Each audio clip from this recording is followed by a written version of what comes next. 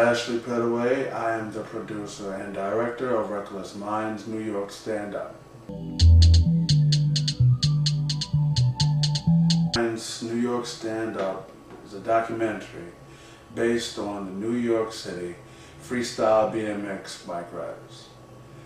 It pretty much gives a story about what these guys endure, go through, train themselves through, and what they project to the world, and everything within their limitations of talent and execution, to give everyone an idea on the backstory of what these extreme riders go through. A lot of times people see them in action, but they really don't know what they go through, and also they don't know what they endure as riders and as performers. So this pretty much gives a peek into what their real life situations are in dealing with what their craft seems to be and what the world sees them as. This is the real story behind that.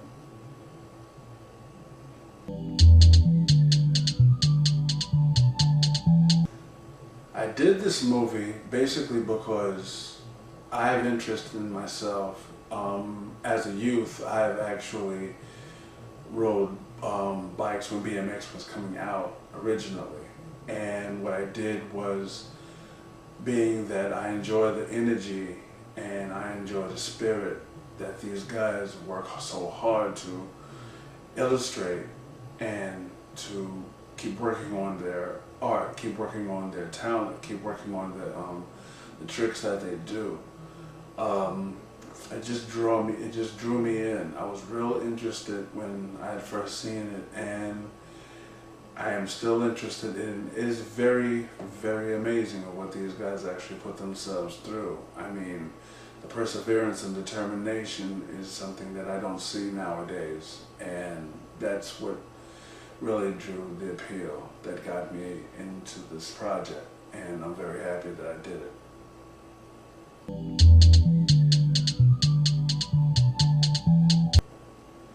I like working with the riders. I mean, these guys are like, you know, really, really open. I mean, they brought me into their world, and I've got nothing but the utmost respect for all of them. I mean, I enjoyed working with all of the guys whatsoever. You know, I enjoyed working with Cassio from the Bronx, you know, Robert. I enjoyed working with all of these guys, Franklin and all of the guys from the Bronx. I enjoyed working in Brooklyn. Gene, Mark, Shaggy, all of the dudes from Brooklyn. I mean, it was remarkable. Staten Island, I cannot forget Staten Island. You're talking about Ed, you're talking about Little Mike, you're talking about all of the athletes out there. It is remarkable. And all the guys from the banks, you know, it was very friendly, you know, and I would do it all over again. I mean, these guys, they brought me into their realm, and I fully respect it because, like I said, the hard work that they put themselves through, you know, you don't see that often, and you have to admire people that actually will fall and get back up and continue over and over again until they actually have polished and shined their art, until they get it to the point where they like it, and they get it to the point where they know the audience will like it as well.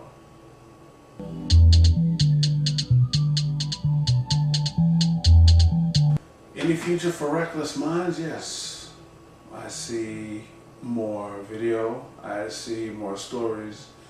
I mean, it's not just based in New York. I did it in New York because that's where I'm from. But there's so many more stories. I mean, you're talking about people from New Jersey, you're talking about people from California, Florida, you know, skate parks in the Midwest nobody really knows about.